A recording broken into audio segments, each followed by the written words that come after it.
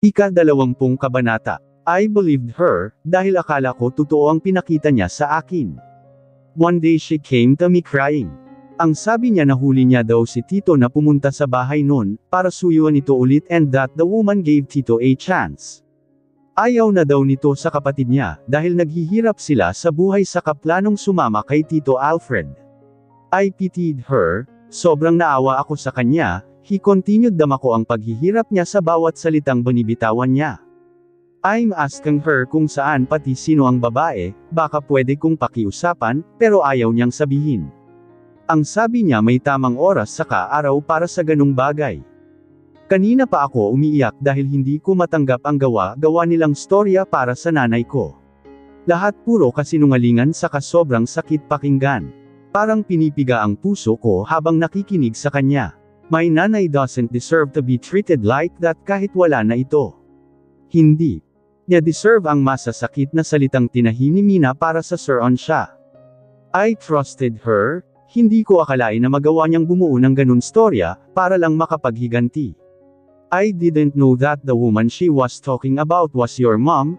Huli na nang malaman ko na ang babaeng tinutukoy niya ay si nanay pala, he said sobrang pained. Pinlano mo ba ang paglapit sa akin para saktan ako? I asked. No baby, it was never my intention to hurt you, he whispered mas humigpit pa ang yakap niya sa akin. But still I did, may malakas na hikbi ang kumawala sa kanya. They visited me once, but I was not home because I was with you. Tita found out about us and she was not happy about it. She asked me about you, I was so happy telling her everything about you, my plans and that all includes you. I planned to marry you baby after I get my architecture license, pero hindi na natupad. I thought she was cool, because she pretended to be cool in front of me but all of that was just a facade. She called me that day, using my Tito's number. She was crying so hard because she had a fight with Tito Alfred and Tito left her. Ang sabi niya gusto nang makipaghiwalay ni Tito sa kanya, dahil sasama na ito doon sa babaeng kinasusuklaman niya. Muling bumalik ang galit ko doon sa babae, dahil sa isip ko hindi na nga siya nakontentong nasira ang buhay ng mommy ko pati ba kay Tito Alfred pati Tita Mina. My heart constricted in pain.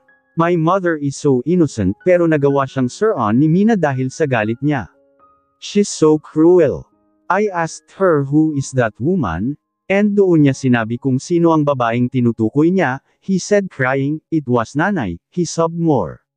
My room filled with our sobs and cries again.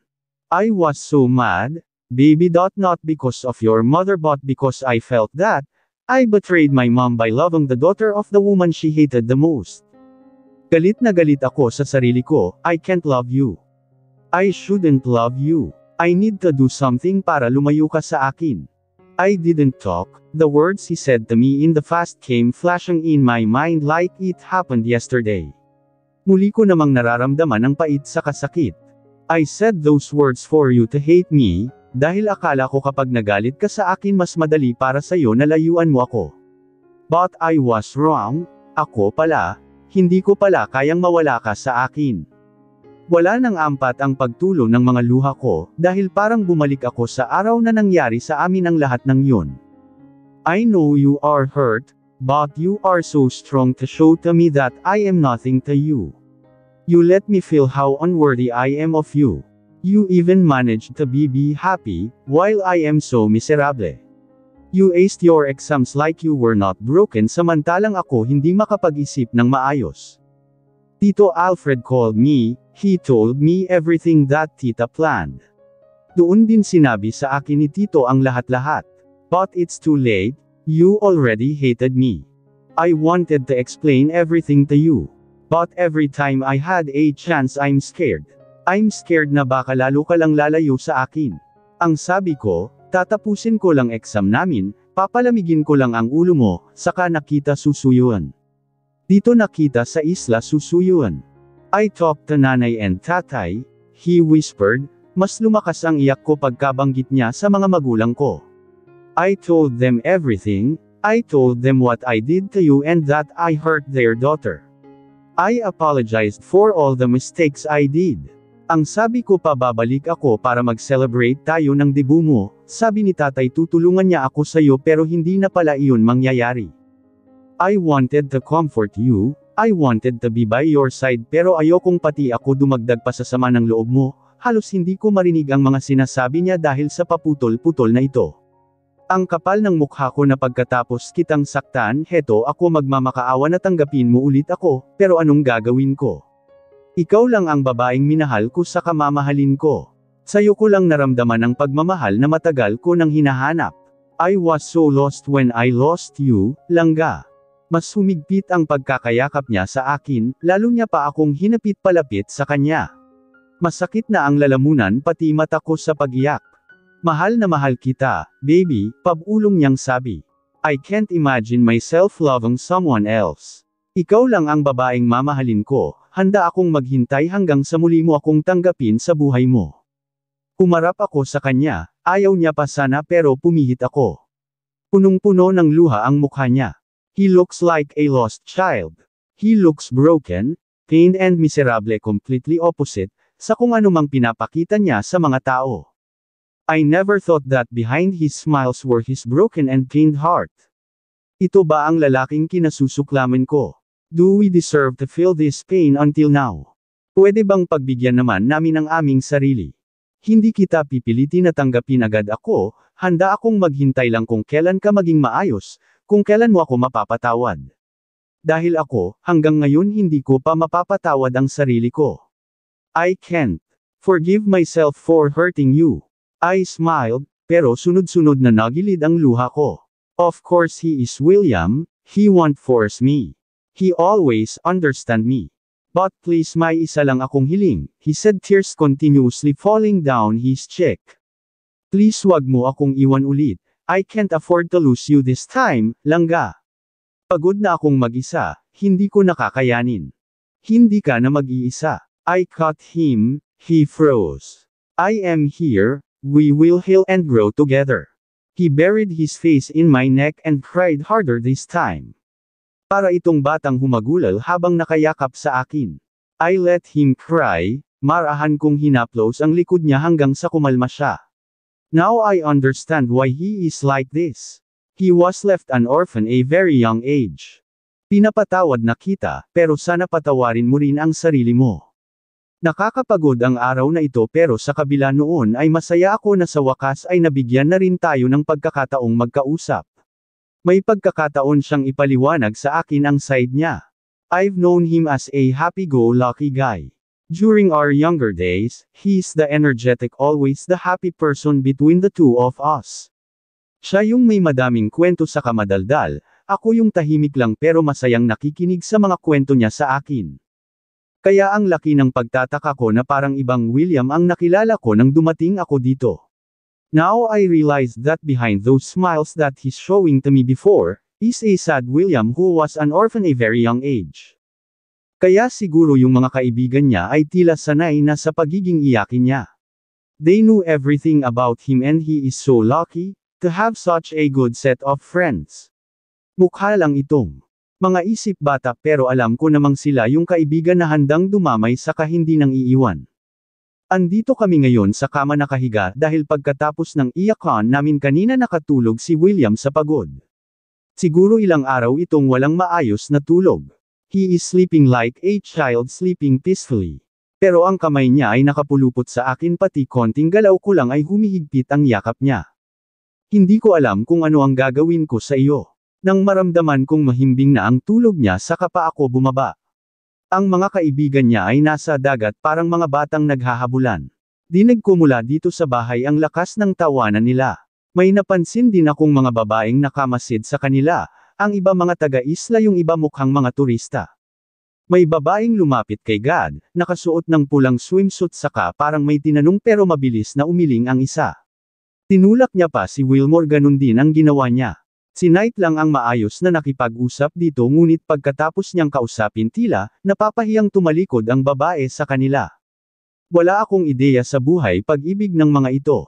I don't know if these guys are married or in a relationship pero base sa mga naririnig ko kapag nag-uusap silang mukhang taken na ang mga ito, taken for granted, in short pinagtatagwan. Bahala ka kung ayaw mong maniwala. Ang sabi ko sa'yo, kaibigan ko lang yun. Nakilala ko lang nung sinundo namin si Doc Mai sa airport.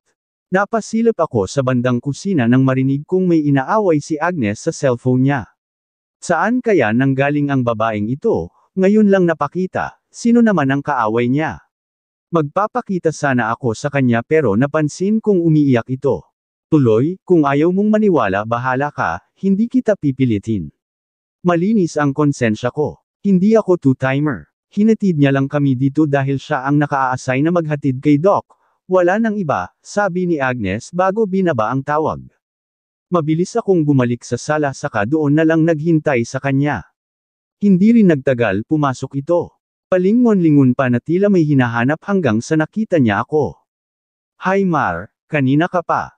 Bati niya sa akin. Namumula pa ang mata niya halatang galing lang sa iyak pero malawak naman ang ngiti sa labi nito. Kung hindi ko nakita kaninang umiyak ito iisipin ko na ayos lang siya.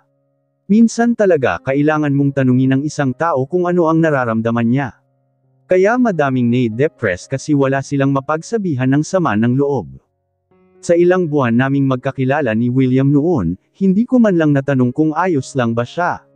I always assumed that he is happy and that he don't have any problem, yun kasi ang pinapakita niya sa akin. Lagi niyang pinapidama na ayos lang siya kaya ngayon ko lang nalaman na may mabigat din pala siyang dinadala sa dibdib. Kumain ka na. Kain ka muna, sabi ko pero umiling lang ito saka umupo sa harapan ko. Anong nangyari? Bakit namumula ang mga mata mo? May problema ba? Hindi ito sumagot pero nakita ko ang panunubog ng mga mata niya. It's okay to cry, umiyak ka lang, ilabas mo yang sama ng loob mo, sabi ko. Tahimik lang ito pero maya-maya ay yumuko sa katuluyan nang umiyak. Si Puloy kasi nakakainis. Nakita niyang kausap ko si Falcon kanina bago ito bumalik sa Maynila, dahil nagtatanong kung saan banda ang terminal tapos yun nagalit agad si Puloy sa akin. Ang dami-dami niya nang sinabi, kesyo makiri daw ako, malandi, cheater, lumakas ang iyak ni Agnes. Nakakita lang daw ako ng taga Manila para na akong sinilihan. Hindi daw ako kontento sa isang lalaki. I remained quiet, hinayaan ko siyang sabihin ang ikinasama ng loob niya. Ang sakit niyang magsalita, hindi ko pa nga siya sinasagot ganon na siya magsalita sa akin. Tsaka wala naman akong masamang ginawa, tinuro ko lang kay Falcon ang daan pa terminal tapos wala na. Inaamin ko palabiro ako pero loyal naman ako. Oh, so hindi niya pa boyfriend si Puloy pero ganon na ito kung magsalita sa kanya. That's napakarumi. Bakit mo hinayaan? Mahina hong tanong ko. Hindi ito sumagot patuloy lang sa pagsinghot. Don't let anyone define you, Ness. You know who you are. You know yourself better than anybody else, Agnes. Walang sino man ang may karapatang manghusga sa'yo. Lalo't walang sino mang makarapatang pagsabihan ka ng mga masasakit na salita. Nanginginig ang labi ni Agnes pagpipigil ng iyak niya habang nakatingin sa akin. She is still crying pero kunti na lang. Kung hindi kayang ibigay ni Puloy ang respeto niya sa'yo then maybe he's not the one for you. Love cannot live when there is no trust, Agnes. Kung ngayong nanliligaw pa lang siya sa'yo ganyan na ang turing niya how much more kung kayo na. You don't deserve to be treated that way, kaya ngayon palang stand your ground. Not unless you will allow him to treat you like that, then maybe, you deserve it. Tumango si Agnes saka nagpunas ng pisngi niya. Thank you. Hindi ko deserve ang gagong yun. Akala niya naman hindi ko alam na pinagsabay niya kami ni Estrella. Buweset. Nagkibit balikat lang ako saka ngumiti sa kanya. Mar, utot ka ba? Ha? Kunot noo kung tanong sa kanya. Ang ayos na usapan namin bakit biglang dam ako sa utot. Bakit? Ang lakas kasi ng dating mo. Ang talino mo talaga Mar, ang galing mong mag-advise. Agnes, muntik ko pa itong maampas dahil malakas itong tumawa. May sasabihin pa sana ako pero biglang nabaling ang tingin ko sa hagdanan, dahil may lalaking nagmamadaling bumaba doon. Magulo ang buhok pati mukhang naalimpungatan lang. Si William na sa tingin ko ay kakagising lang ay nagmamadaling bumaba ng hagdan. Langga, wait wag mo akong iwan. I heard the panic in his voice kaya mabilis akong tumayo, sumalubong sa kanya sa puno ng hagdanan. Hey, I'm here. What happened? Nag-aalala kong tanong sa kanya. Hindi ito sumagot pero halos talunin niya ang distansya naming dalawa, saka mabilis na sineksik ang mukha niya sa leeg ko. Dama ko pa ang sobrang lakas na tibok ng puso niya, ang panginginig ng kanyang katawan. I thought you left me again? I'm so scared. Wala ka sa tabi ko nung nagising ako. Halos di na ako makahinga sa sobrang higpit ng yakap niya pero hinayaan ko lang ito. Para itong batang takot na maiwan. I let him hug me kahit naririnig ko na ang mga tikhim ni Agnes. Marahan kong hinaplos ang likod ni William hanggang sa naramdaman ko na ang pagkalma niya. Hala, hindi kami na-inform na may shooting pala dito. I think it's Wilmore. Siya lang naman pati si God ang maligalig ngayon sa grupo nila. Yung iba sabay lang sa tama nilang dalawa. Dahan-daang kumala si William sa pagkakayakap niya sa akin, dahil isa-isa na naman pumasok ang mga kaibigan niya. Ay oo, ako na lang, langga, ako na lang ulit. Madremang sabi ni God. Lakas niya talagang makaasar kay William kaya yung mga kaibigan nila ay malakas na nagtawanan. He had my worst. You had me my best yet you chose to break my heart. Pakgan-earn dagdag ni Wilmore. Yamakap pa ito kay God na para silang mga siraulong nagyayakapan pati kunwari nag-iiyakan doon. I want to laugh them pero pinigilan ko lang ang aking sarili dahil, nakita kong namumula ang mukha ni William pati kaunti na lang mapipiko na ito. Huy mga gago, tama na yan, saway ni Derek sa kanila saka pa kumalas ang mga ito. Why are you still here? Masungit na tanong ni William sa kanila. Hi Brute, okay ka na? Hindi naiyak ang langga na yan. Si Simone, he's using that different tone again. I'm fine, you all can leave me, sabi niya na parang batang nagbubulungan. Nakikigulo ka lang. Hoy, ang sama mo pagkatapos ka naming suportahan itataboy mo kami. Nakaka-hurt ka naman dude, si Wilmore na nakahawak sa dibdib na kunwari nasasaktan. Kaya nga ang sama, sumbong kita kay Yaya Norse, sa amin kanya binilin si Simon na humawak pa kay Wilmore. Pagkatapos naming sumayaw ng paro-paro G sayaw kikay itataboy mo kami. Ilang days din naming pinraktas yun sabi ni God na may sasabihin pa sana pero mabilis siyang pinutol ni William. Shut up! Inis nitong sabi sa mga kaibigan niya. That's the price for not paying in my restaurant. Aba, wala nang libre ngayon. Ikaw Montenegro, baka nakalimutan mong doon ka kumukuha ng paboritong tahong ng bib mo. God opened his mouth but immediately closed them and hid behind night. Ayan na maniningil na naman yan, mahinang komento ni God pero masungit lang na sumulyap si William kanya. Ikaw Guerrero, nakalimutan mo na bang ilang bandehadong talaba ang naubos mo noong nagdadrama ka, dahil hindi mo mahanap ang bib money mo. Kunot noong tumingin si Wilmore sa kanya pero gaya ni God wala din itong sinabi. Parang bata din itong sumimangot pati nakanguso. Ikaw De La Vega, ipapaalala ko lang sa'yo na kahit nung may amnesia ka, may daily food supply ako sa baby girl mo mula sa resto ko. I did that as a concerned friend para sa kaibigang walang maalala. Thank you, dude, masayang sabat ni Simone. Kaya nga libre ko ang pa-check up mo sa Amerika diba? Ako pa nga ang nagsasabi sa'yong magpa-check up ka na, kahit simpleng sipon lang diba? Pero inis pa ring tumingin si William sa kanya. Ikaw si Dominguez, don't include me, I'm just quiet the whole time. Putol ni Ethan. Nakataas pa ang isang kilay nito. Hindi ko rin nakakalimutan ang libre mo sa akin nung namanhikan ako, kaya wag mo akong bilangan dahil wala akong reklamo. Mabuti, tumawa siya. Ikaw Sarmiento, gusto mo bang magkabukingan tayo dito ngayon? Mabilis na umiling si Knight saka pa simpleng sumulyap kay Simone. Wag naman ganun dude, support tayo dito Last libre ko na yung pina-cater mo sa bibi mo. Bida-bida ka, hindi ka naman nagbabayad. Patay yung bar. Look William, I don't know if he's serious or not but I think it just a friendly bickering among them. In fact mga mayayaman naman ang mga pati imposibleng walang pambayad. My twin and I brought you here, every time we're free, nang hirap kaya magpalipad ng chopper dude. Di pa ba sapat na moral support yun? No, masungit niyang sagot. Si Knox lang ang okay, kasi quiet lang siya pero ikaw, ang ingay mo. Para ka na ding si Guerrero pati Montenegro, loud and annoying. Bago niya pa masumbatan si Derek, inunanahan na siya nito. I'm out of that dude. I always support you. Alam mo yon. Tumawa siya pati ngumisi. Yeah right, fucker. If I know, sinasamahan mo lang ako dahil may hinihintay ka ding bumalik dito, nakairap niyang sagot kay Derek. Ang dami mo namang sinabi, nagbabakasyon lang nang aaway ka pa. Tara brute doon. Tayo sa dagat ulit, si God. BB time muna kayo Doc, doon muna kami, mukhang beast mood siya. Tumangulang ako sa kanya sa ngumiti. When his friends left sumunod din si Agnes.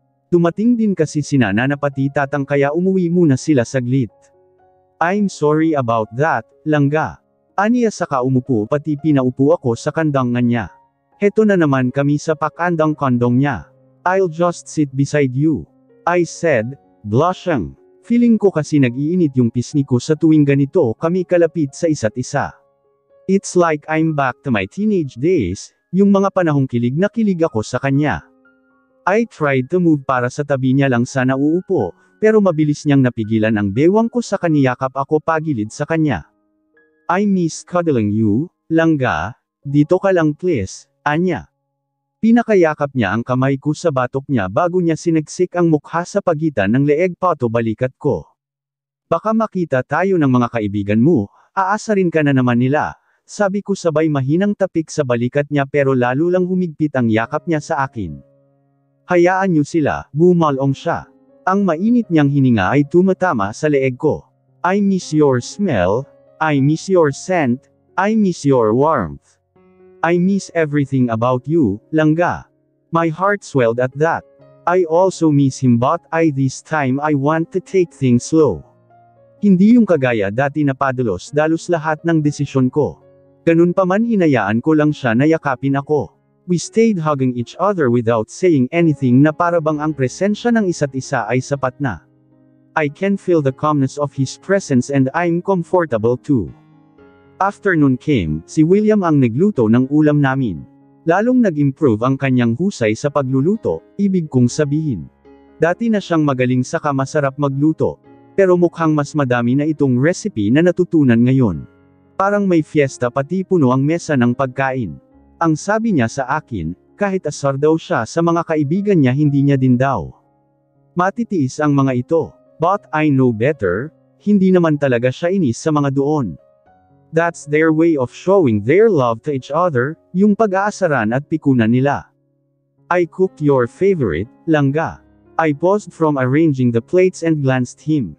William is staring me gently with that sweet smile plastered in his face.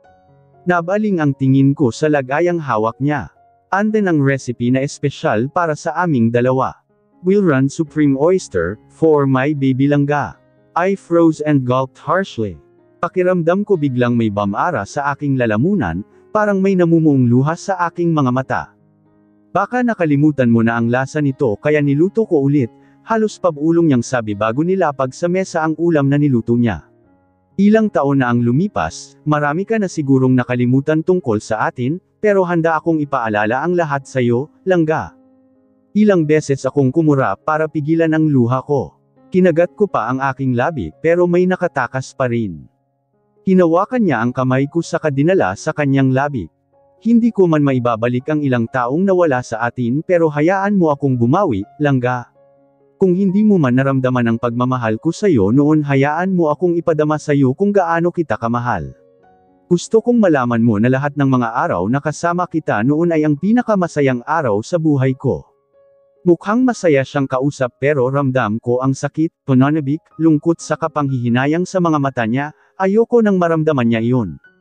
Gusto ko siya, gusto ko mag-move on na tayo sa masakit na nakaraan. I may not that vocal with what I feel towards you before, but God knows, how much I love you langga. Sa'yo lang ako nakadama ng kakaibang saya. With you I found my purpose. Dati sabi ko, walang babaeng magpapabago sa akin pero nagbago ang lahat nang dumating ka. May kumawalang luha sa mata niya. Ang gago ko lang kasi nagpadala ako sa bug zone ng damdamin. Hindi ko man lang inalam ang totoo bago ako naniwala. Nagpadala ako sa mga sinabi niya, mabilis na naniwala kaya kita nasaktan. You could have asked me. I know I'm young back, then but I'm open with my parents. I can tell and ask them anything. Pwede namang itanong ko kay nanay ang katotohanan, mahinang sabi ko. Sorry Langga, he said under his breath. I should have shared my life story before to you, siguro hindi na tayo umabot sa ganito. Another tear escaped from his eyes. Masyado ko kasing binalot ng galit ang puso ko noon. I'm not blaming you, because it's all in the past. As I've said, we will take things slowly. We will move on from that. Sabay nating aayusin ang ating mga sarili. Patawarin mo ako lang. Nanginginig ang mga labi, niyang sabi sa akin. Luluhod na naman sana ito pero mabilis ko siyang napigilan. You don't need to do that, mahinahon kong sabi sa kanya. Marahan kong pinunasan ang luha mula sa mga mata niya, masuyo akong tumingin sa kanyang mga mata. Hindi mo kailangan lumuhad sa akin, dahil pinatawad na kita. I don't want to live in the past. I'm tired living in the past, I want to grow. Hindi maging masaya si nanay pati tatay kung panatilihin ko ang galit sa puso ko para sa'yo.